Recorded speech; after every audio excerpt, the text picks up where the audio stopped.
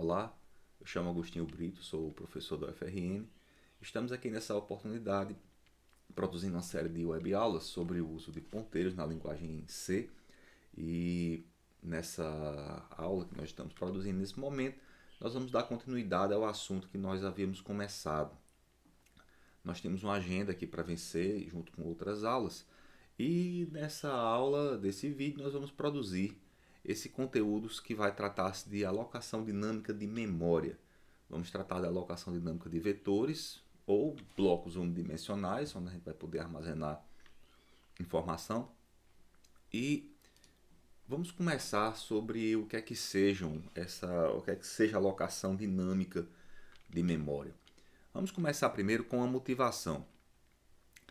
Primeira coisa, nós quando alocamos memória, como trabalhamos com alocação de memória, com arrays em C, nós temos um problema. A gente consegue fazer a alocação do vetor para você guardar os seus dados, mas há uma limitação, que é o fato de o vetor ter um tamanho fixo. Uma vez que você define o tamanho do vetor, por exemplo, 200 elementos, você vai ficar trabalhando com um vetor que tem no máximo 200 elementos. Não pode ser extrapolada essa capacidade, né, de representação, porque se você tentar extrapolar a capacidade, ou seja, tentar armazenar elemento em uma posição acima da posição 199, né, que ele só vai de 0 até de 199, os índices que você gera, você poderá gerar um erro no teu programa, porque ele não há espaço para guardar depois dali, não há espaço garantido na memória. Portanto, o que você tem a fazer é trabalhar com aquele espaço limitado. Quando você cria o teu programa, se você prevê, né, no projeto do programa um tamanho máximo de memória que você vai precisar e não extrapola aquele tamanho. Mas não é a melhor maneira de se trabalhar. Há maneiras mais inteligentes. Por exemplo, se você precisar alocar um array cujo tamanho seja definido em tempo de execução. E um exemplo bem característico, bem simples. Você tem uma turma de alunos, onde a quantidade de alunos é definida no início do semestre. Quantos alunos você tem na sua turma? Eu tenho 30 alunos. Então você aloca o espaço para guardar informação só para os 30 alunos.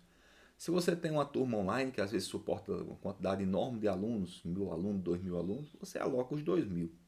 Então não há necessidade nesse caso de você pré-definir um tamanho máximo que seja exagerado, ocupa muito espaço em memória, se você não precisa daquele tamanho máximo. Então, como resolver esse tipo de problema? A solução é utilizando o que se chama de alocação dinâmica de memória. O que é alocação dinâmica? É você prover recursos na linguagem para você alocar e liberar a memória enquanto você está executando e não enquanto você está compilando. Quando você executa, você pergunta ao usuário ou através de algum processo descobre quanta memória precisa lá de 30 inteiros. Você aloca o espaço só dos 30 inteiros e não mais do que isso.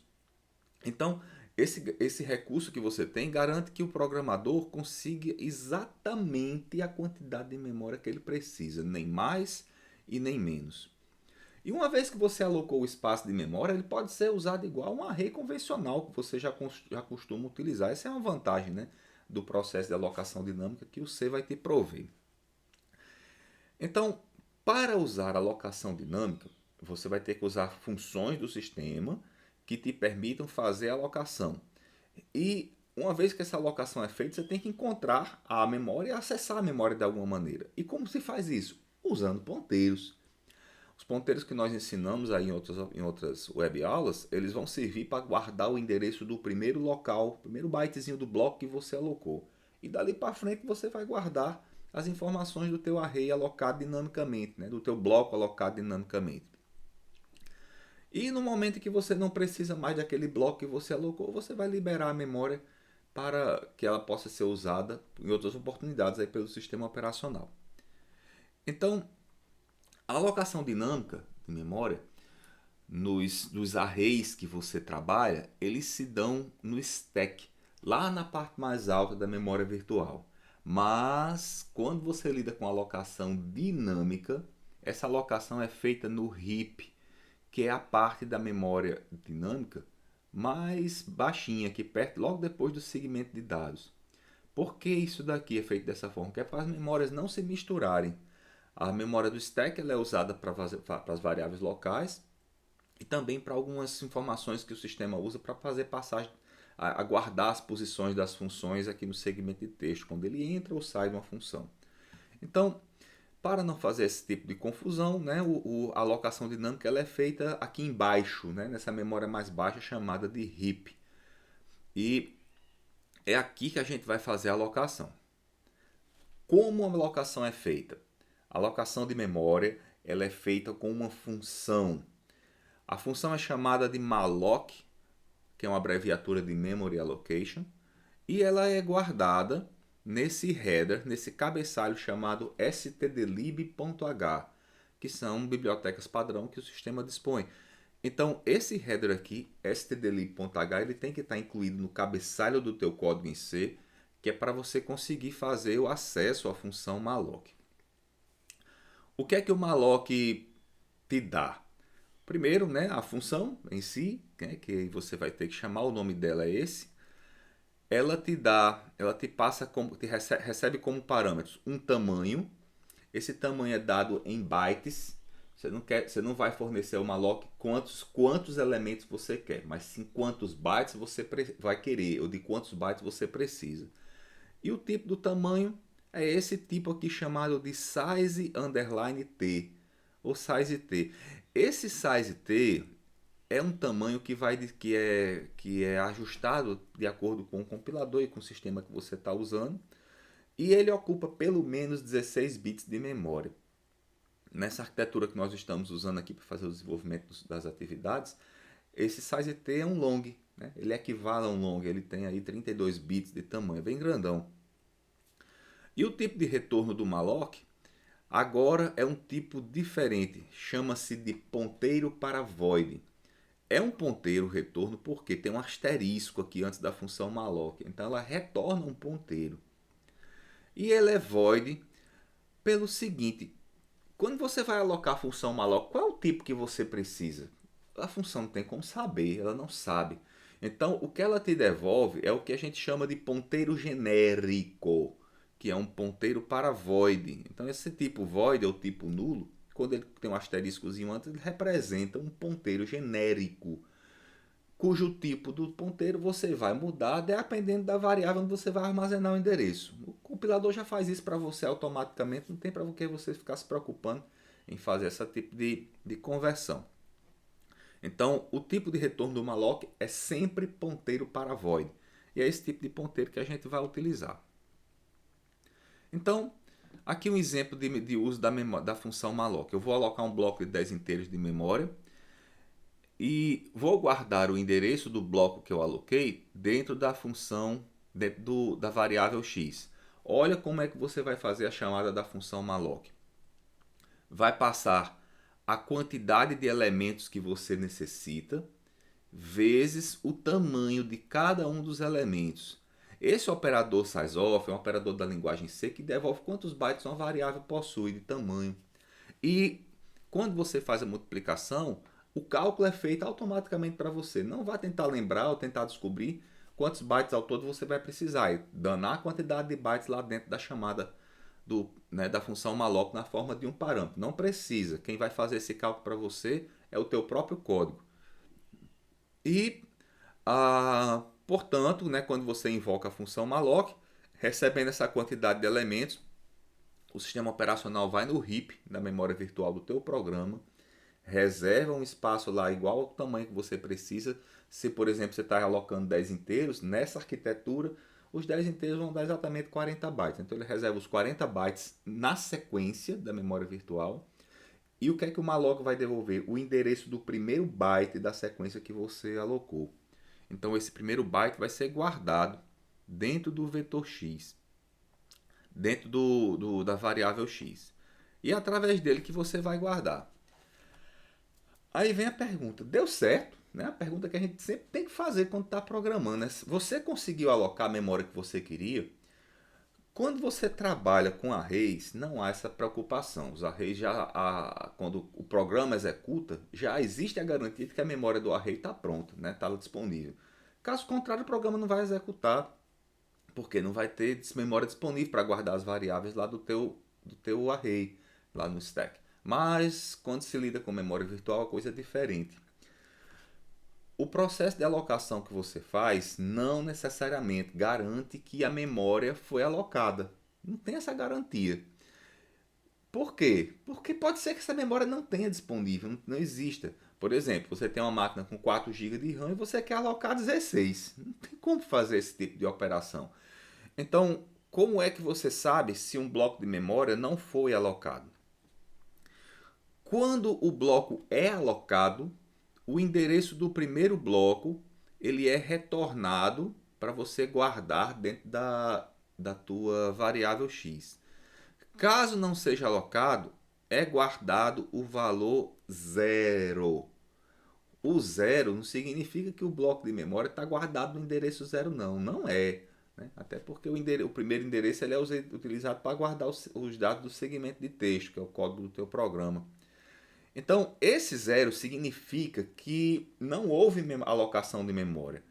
E o zero tem um valor tão importante que dentro dos headers lá do C, se eu não me engano em stdlib ou em algum outro header, é definido esse símbolo NULL ou null para simbolizar, para denotar que o ponteiro é um ponteiro nulo. Então, para que serve o nulo? Para você testar. Se você tem um allo x, fez a alocação, você vai testar no if aqui embaixo, né, logo após a sua alocação, se o x for igual a null. Se for igual a null é porque não foi alocado o bloco de memória. Então essa é a utilidade aí desse símbolo. Então, lá no heap, né, você vai ter o seu blocozinho de memória alocado e nesse bloco o endereço do início do primeiro bloco, né, que é o início do bloco alocado, é ele que vai ser guardado na função malloc. Se você estiver trabalhando com ponteiros e mallocs dentro aí para guardar blocos de memória alocada, no momento em que você não estiver utilizando aquele bloco para aquele ponteiro que vai guardar blocos de memória alocada, atribua a ele o valor null. Isso é uma maneira bem simples e bem prática de você saber se há dado guardado associado com aquele ponteiro. Às vezes você está usando um bloco de memória e depois você libera. E se você não atribuiu null, pode ser que você use esse bloco acidentalmente em outra oportunidade do teu código, em outro trecho do código, e ele gera um erro aí e você pode ter trabalho para descobrir que erro é esse. Então é bom sempre você alocar esses símbolos null aos seus ponteiros. Tá? Então, uma vez alocado o bloco de memória, ele se torna acessível através da variável que você alocou. Né? Por exemplo, aqui a variável x. Né? Então, eu estou atribuindo o conteúdo do x na posição 1, o valor 3. Ou como a gente já viu aí em outras oportunidades, né? em outras web aulas, x colchete 1 igual a 3. Então, vamos pegar aqui nosso ambiente de desenvolvimento, a nossa IDE, para a gente praticar um pouquinho, né, esse conceito de alocação dinâmica de memória. Vamos pegar aqui a nossa IDE. Cadê a IDE? Ah, tá aqui, achei.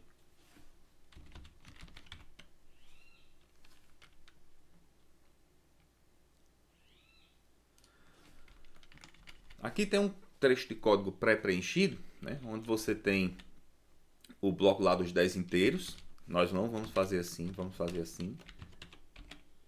Size of int.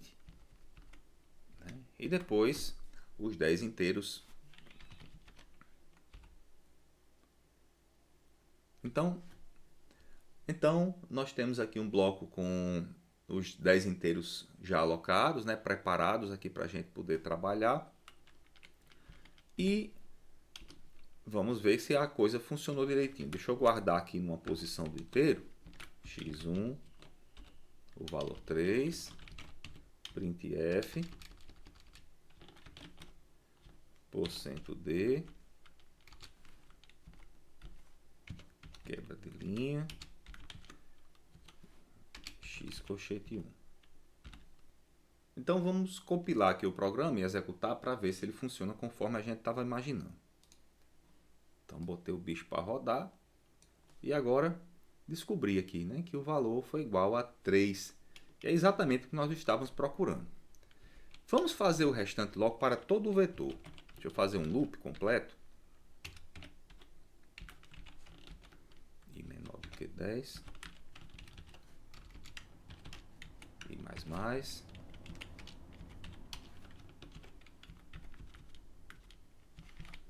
E aqui tem o nossa impressão completa aí do vetor. Só que eu não quero imprimir só o x1, né? Eu vou imprimir o xi, que é para a gente poder ver todos os elementos. Então, os elementos foram iguais a 0, a menos do 3 aqui, que foi o que foi modificado. Essa impressão deu todos iguais a 0, mas não se garanta, não se confie que no processo de alocação o malloc vai gerar 0 para todos os elementos. Não. O malloc vai te garantir que os blocos dos 10 inteiros estão reservados na memória. Mas o que tem lá dentro é lixo.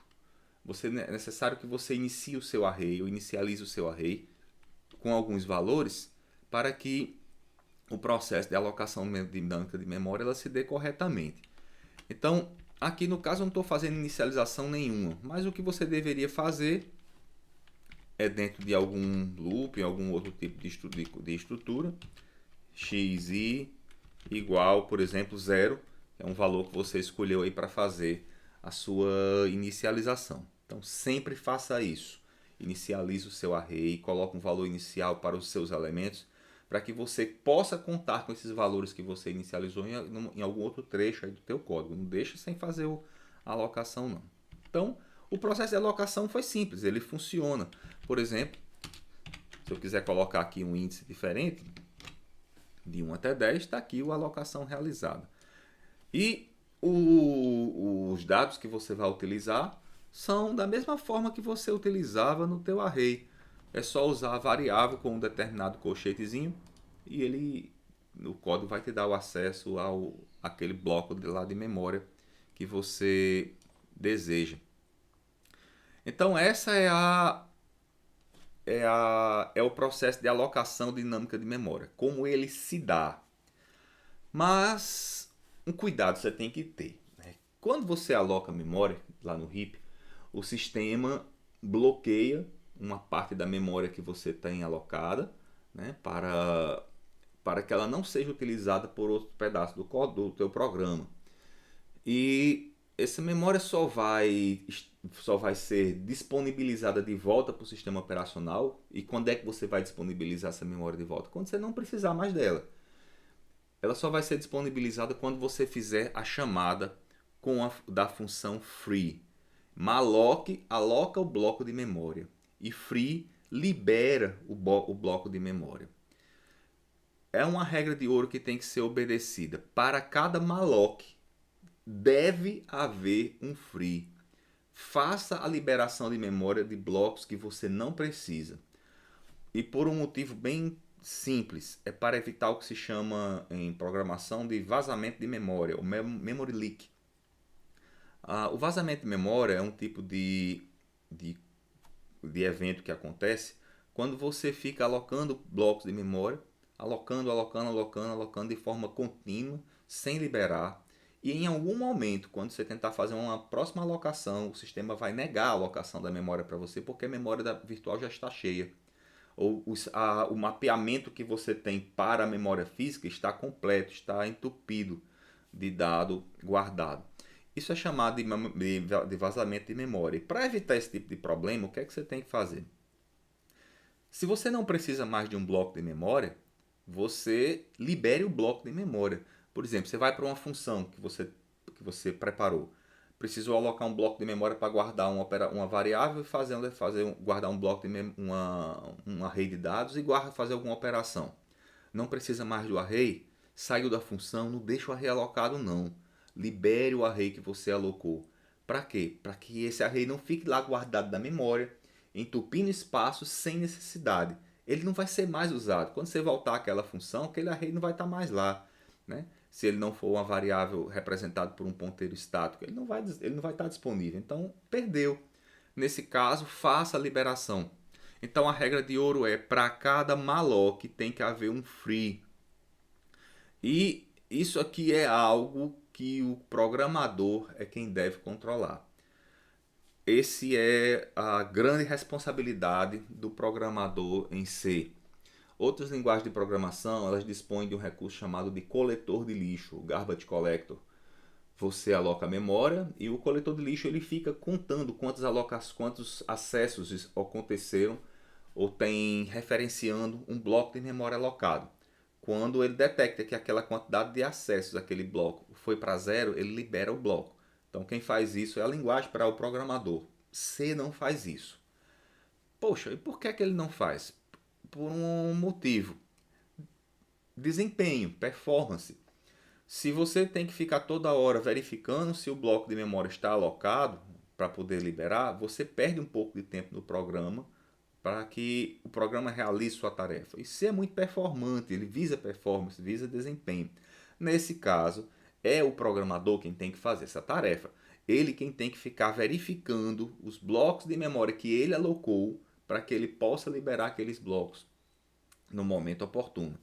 Então essa é a grande responsabilidade de quem usa a alocação dinâmica de memória. Ela é benéfica porque você só aloca o que você precisa, mas ela é preocupante porque você é quem tem que fazer a liberação de memória. Então, nesse conceito aí geral de alocação dinâmica, a gente tem 3 regras simples para que você lembre de como fazer a alocação dinâmica de alocação e a liberação da memória. Primeiro, não acesse espaços de memória que já foram liberados, pois os blocos não pertencem ao programa. Uma coisa que você vai poder perceber, quando você aloca a memória, que você depois libera a memória, pode ser que em algum momento você tente imprimir ou acessar aquele bloco que você já tinha liberado e você consiga, principalmente ler, né? Ler não vai modificar a memória, mas conseguir ler o bloco, você pode conseguir. Você, poxa, está disponível lá o bloco para eu usar, né? Funciona também. Não, não funciona. Aquilo é porque os algoritmos que o sistema dispõe para fazer o mapeamento ainda estão trabalhando num pedaço de memória que não está sendo travado por outro programa. No momento em que outro programa for utilizar, o mapeador de memória vai lá e quando você tentar fazer o acesso, ele vai te dar uma mensagem de erro. Na verdade, o programa é finalizado. Você não vai querer que isso aconteça. Então, liberou a memória, aquela memória não mais te pertence. Vai ter que fazer alguma outra estratégia para poder alocar um outro bloco se você precisar. Outra, libere os espaços de memória na ordem inversa em que foram alocados. Dependências entre blocos de memória não geram ponteiros perdidos. Se você tiver um bloco de memória A que guarda o endereço de um bloco de memória B, o que acontece se você liberar o bloco de memória A? Você perde como chegar no endereço de memória B. Então essa dependência entre blocos que você for criar não podem gerar esse tipo de ponteiro perdido. Liberou esse espaço de memória, não sei mais como chegar no bloco B. Então libere na ordem inversa. Se você primeiro alocou o A, que vai guardar o endereço do bloco B, não precisa mais dos 2 blocos, libera o bloco B para depois liberar o bloco A.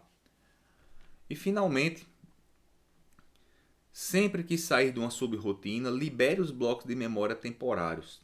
Está dentro de uma função, está dentro de uma subrotina, está usando uma memória alocada dinamicamente, não precisa mais dela, libere. Você garante que sua rotina ela é copiável para outros programas, ela é aproveitável e ela não vai gerar vazamento de memória naquele teu programa. Então, como é que se usa o free? O free ele recebe como parâmetro o endereço do bloco que você está querendo liberar, né? Que você está querendo soltar de volta para o sistema operacional. Aqui o exemplo de chamada da função free. Você alocou o bloco de memória com 10 elementos, atribuiu um determinado valor aos seus elementos e finalmente liberou a memória, né? Fez a liberação da memória. É simples, né? São 2 funções que vão trabalhar aos pares, a malloc e a free. Porém, um cuidado. Se você já liberou memória uma vez para um bloco que você alocou, não libere memória novamente. Porque quando você tentar liberar a memória novamente, né, o teu programa vai finalizar por conta de um erro. E muitas vezes você não consegue perceber isso no ambiente de desenvolvimento, no IDE. Deixa eu trazer aqui uma ideia para a gente ver, né, esse processo funcionando. Vamos começar primeiro com a liberação da memória. O processo de liberação é esse aqui. FreeX. Basta passar o endereço do bloco que você alocou. Vamos compilar. O programa funciona tranquilamente. Deixa eu rodar um FreeX novamente aqui nesse código. Liberei uma vez, vou tentar fazer a liberação novamente. A ideia aqui mostrou, olha só. Double free detected int cache2. Ele mostrou que houve um erro. Esse erro está sendo mostrado na saída do teu código, dizendo que a função free está fazendo um double free, uma liberação duplicada. Para essa IDE, para esse momento, a mensagem de erro foi mostrada, mas existe ambiente de desenvolvimento que eu já trabalhei que essa mensagem não aparece para você. O programa finaliza, ele termina abruptamente e nenhuma mensagem de erro é mostrada para o usuário. Então, esse tipo de erro double free ou liberação dupla ocorre quando você tenta fazer esse tipo de operação. Então, não faça. Não faça a liberação duplicada, porque a liberação duplicada causa esse tipo de problema. Trabalhe só assim, né, que a coisa funciona muito bem. Ok? Então, só relembrando os conceitos. Malloc para alocar recebe a quantidade de bytes. A quantidade de bytes ela é calculada pelo programa, não é você que fornece diretamente. Assim é mais simples e mais seguro. Inclusive porque o tipo do dado que você usa, ele pode ter tamanho diferente dependendo do sistema que você está usando e do compilador. Terminou de alocar, use a tua função. Terminou de usar a função, libere a sua memória. Então, esse aqui foi o nossos conceitos que nós queríamos mostrar nessa aula, né? Alocação dinâmica de vetores, né? Unidimensionais. Você veja que aqui só tem uma dimensão. Tá? E é só, né? Espero que vocês tenham gostado aí da aula, tenha servido um pouquinho para a formação de vocês. E nos encontramos aí numa outra oportunidade para a gente aprender a trabalhar um pouco mais sobre alocação dinâmica e ponteiros em C. Muito obrigado.